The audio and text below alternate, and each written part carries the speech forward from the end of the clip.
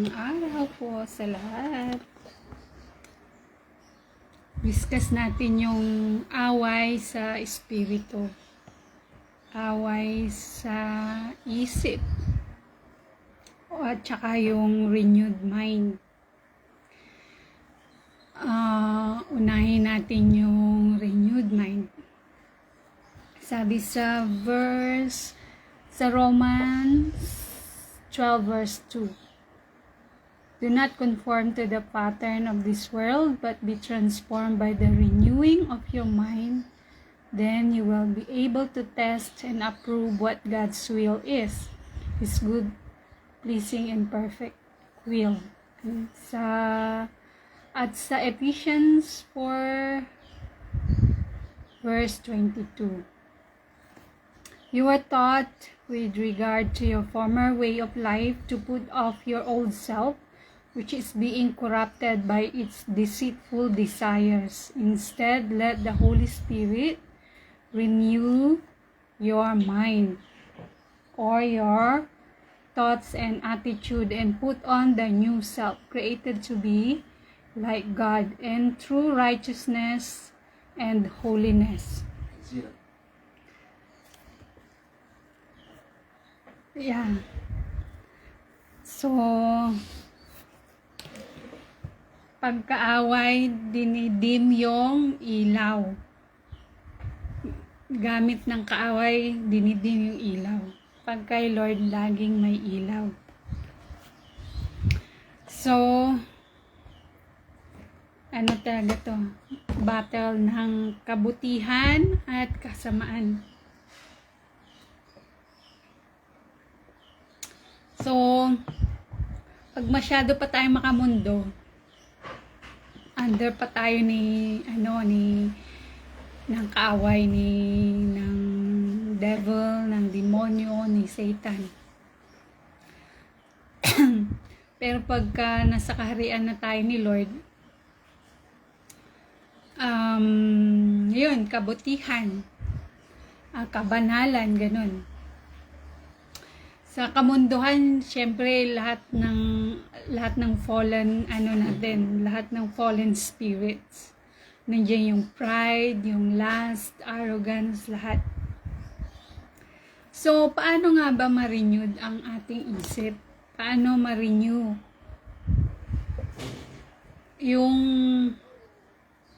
Kasi lahat nagmumula sa isip eh. Kahit yung kita natin, nakikita, magpo-process sa isip yun eh. Tapos, yun na yung masasabi, yun na yung magagawa. So, nagsisimula talaga sa isip. Yung sasabihin na mind, sa mundo sinasabi din na mind. Hello baby. Sinasabi din na mind games. Mastermind. Kaya nasa Bible din nasa scripture din na renewed your mind. Mind is also the spirit. Is in spiritual terms. Di ba may mga scientific terms tayo, may medical terms, may worldly terms, may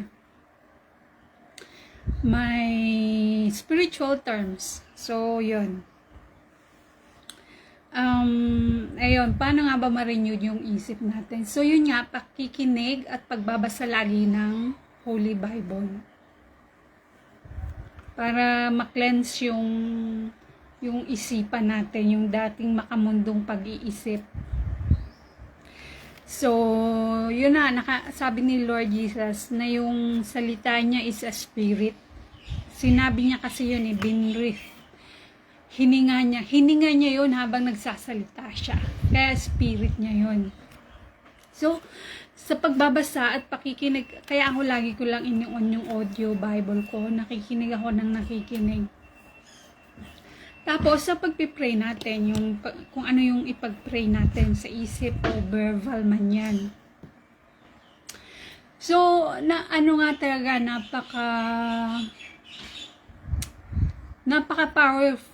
powerful kung ano yung iniisip natin. Gaya nung, kailan ba yun? Tuesday.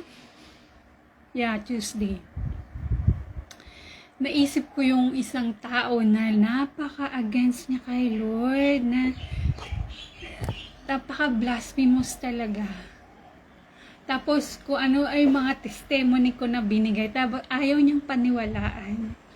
So, naisip ko that moment sa MRT, na parang gusto kong sabihin sa kanya na possible din yung paniniwala mo kasi free will mo yan. Possible yan. Pero possible din yung yung mga experience ko. Kasi power ni Lord yun eh.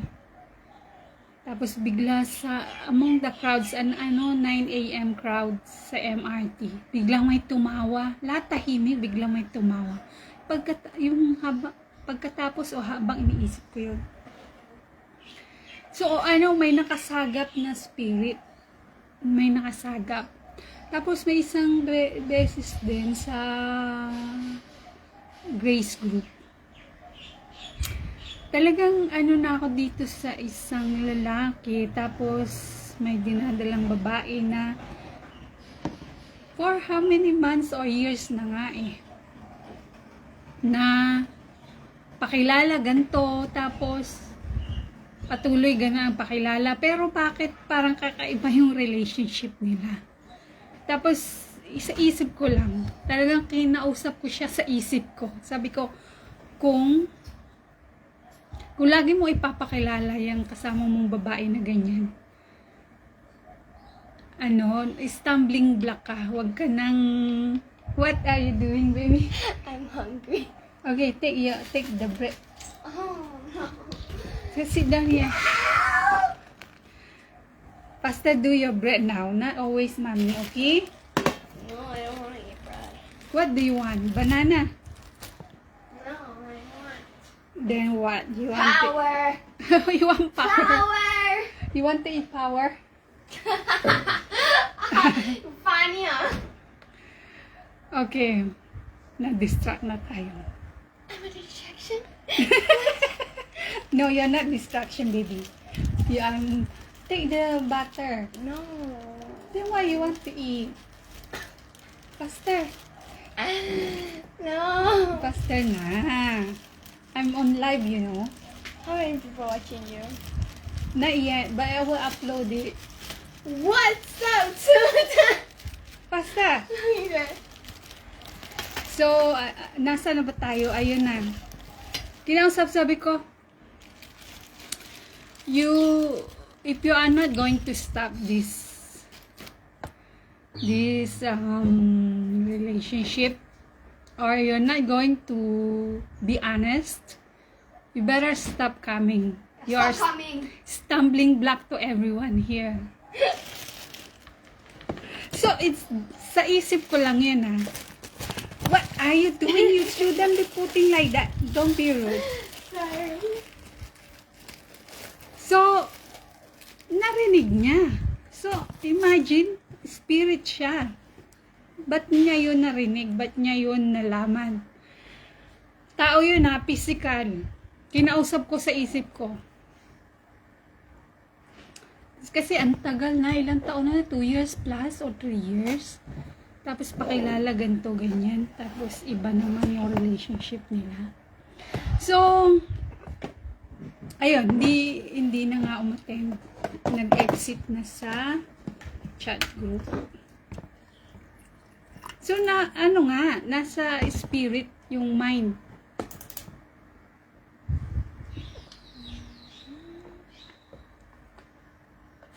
So,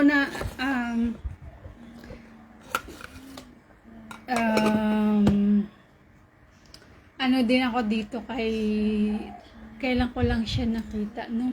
Lang din yata, Monday or Tuesday, 18 of May or 19. Gusto ko sabihin na yung dito sa lupa is territorial din. May mga teritoryo din yung mga darkness forces. At mayroon din tayong territory sa light forces. Gaya minsan may pinuntan akong lugar. Sabi magaling daw doon yung clinic, whatever. Tapos, after ko doon, sana nga before na after doon, sabi ni Lord, narinig ko si Lord, sinabi niya, do not come to this domain. Do not come. So, hindi na ako pumunta doon kasi parang dominion ng ng kaaway. Doon sa mga pa yun sa lost and yung darkened pa yung isip ni Satan. So, nandun pa sila sa belief na yon. Hindi pa sila na-enlighten, hindi pa sila umano dun sa naka-penetrate sa spirituality na naniniwala talaga dun sa Creator. So, bound pa rin sila ni Satan dito sa lupa. Yung belief nila hindi pa nakaka-penetrate sa level ng heaven. Sa pa rin sila dito sa lower, or pag sinabi natin yung earth, lower heaven pa rin yan. So, we can experience heaven on earth. Depende yun sa natin, sa mindset, sa spirituality. Ayun. So, ano pa ba yung mga spiritual na nasa isip lang? Marami. Maraming mga naiisip lang na nangyayari. Na yung kahit wala pang gawin, nangyayari na siya. Ganun ka-powerful kung ano yung naiisip natin. Ayun. So, yun nga, kailangan nating to be renewed in the spirit para para nasa light tayo. May time din na mapupunta tayo sa darkness, depende yun kung ano iniisip natin. So, yung mga nasa dark forces pa, yung mga nasa worldly thinking pa, worldly mindset, na against sila sa mga verses sa Holy Bible, yung mga nakasulat sa Bible. Iritado din sila dyan. Iritado sila sa salita ng Diyos. Iritado sila sa mga kanta na papuri sa Diyos. So yun, kaya we just need to keep going. We need to just keep thinking what is good, what is holy. Our highest calling is to be holy. Kasi paano tayo makakaakyat sa langit kung hindi tayo holy? Diba? Yun, sino nga ba makakapagpahuli sa atin? Si Lord Jesus. Yung tinubos niya tayo, yung naniwala tayo. So, habang nabubuhay tayo, patuloy tayo maniniwala kay Lord. Yung paniniwala natin is magiging pag-iisip natin, magiging nararamdaman natin, magiging words and actions natin. So, yun.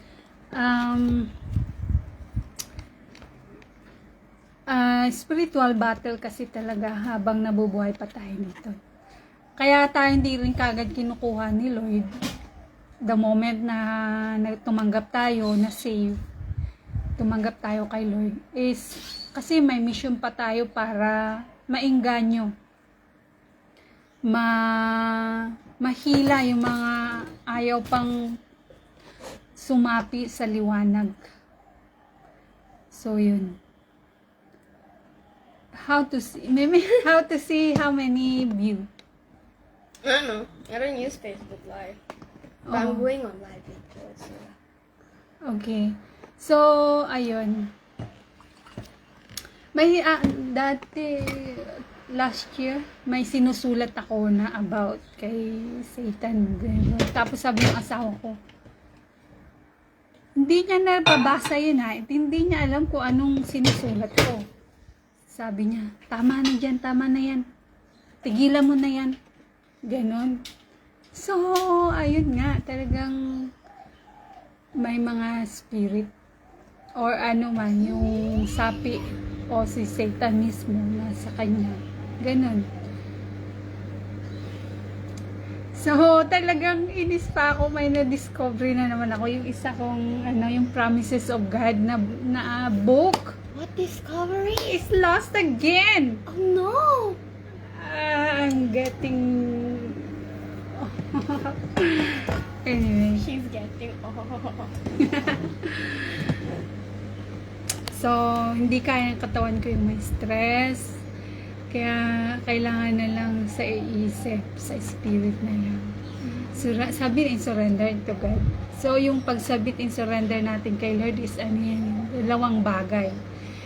Yung panahon na rebelde pa tayo, yung mga makamundo pa tayo, kailangan dumating tayo sa point na magsabit in surrender kay Lord. Sumuko, ganun. Magpasakop sa kanyang mga kautusan. Tapos, yung habang nasa relationship na tayo kay Lord, nagpasakop na tayo, no? Sabi, surrender pa rin tuwing may kahirapan, tuwing may hindi tayo kaya na tao, mga bagay, ganyan, na hindi natin kayang isipin, hindi natin kayang ramdamin, hindi natin kayang i-deal with. So, we submit and surrender them to God. Mas accountable sila kay Lord kaysa sa atin. So, si Lord na yung bahala sa kanila. Kung ano man ano man yung gagawin ni Lord sa kanila. So, ipag-pray pa rin natin siyempre yung salvation. So, ngayon, naisip ko lang, marami nang walang nagla-likes, nagla-likes o nag-heart. So, I don't mind. As long as you listen, it's okay. Siguro natatakot o naiinis o nagagalit na kayo sa akin. Pero kailangan kong patuloy na magsalita ng the words, yung katotohanan kung paano na yung spiritual journey natin dito sa lupa. Spiritual journey! Put here because very hot. Put here. Hot. Put like this in the fridge. So, ayun. May isang share pa ako. Yung anak ko, si Gabriel, naisip ko na wag siya maging masyadong attached sa akin. Kasi in case na mawala ako, kasi nga gusto ko na rin talagang magpahinga, umuwi na kay Lord, ganun. At least, yung hindi na siya ganun ka-attach sa akin. Sila, yung magkaroon ng bagay na,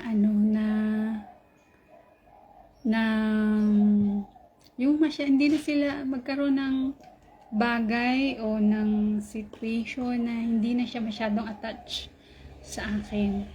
So, nangyari na nga yun. Nagka-nobya siya. Tapos,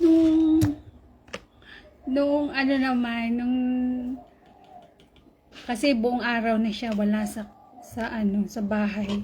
Pumasok ako sa kwarto niya at kinakausap siya.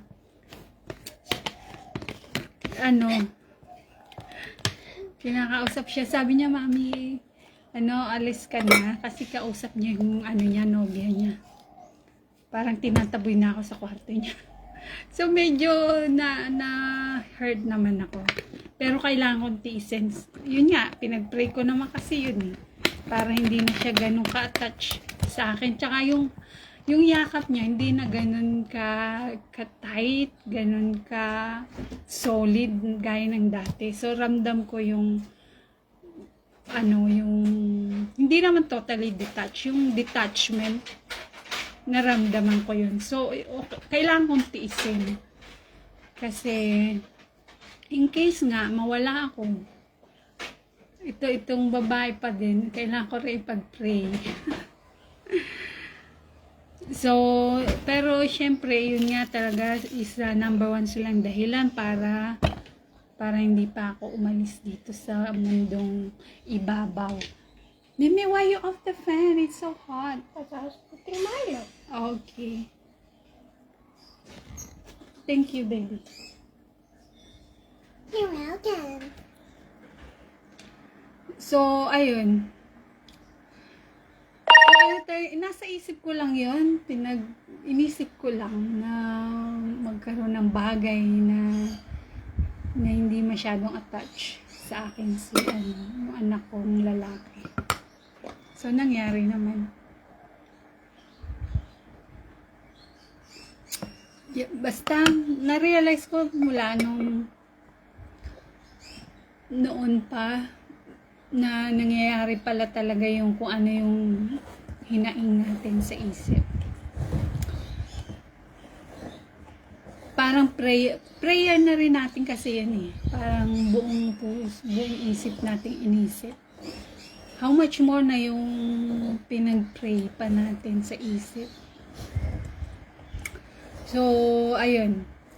Yung spiritual battle, hindi lang nangyari yun sa mga forces, sa may angels, may demons. Hindi nangyari sa kanila lang yun. Pati tayong physical, spiritual beings din tayo. Nangyayari yun sa isip lang natin. So, nag-aaway tayo sa isip lang. Yun. So, yun. Kailangan natin talagang ma-renew yung isip natin, yung espiritu natin. Magkaroon tayo ng espiritu na yung mga sinasabi ni Lord sa kanyang kautusan, sa kanyang mga salita, mga katuruan niya sa Bible. Tsaka lagi tayong mag-pray na magkaroon ng banal na espiritu. Daily or every moment, basta mapaisip tayo, mag-connect tayo kay Lord. God bless you. May your mind be renewed para hindi tayo bound dito sa lupa under by Satan power. God bless you.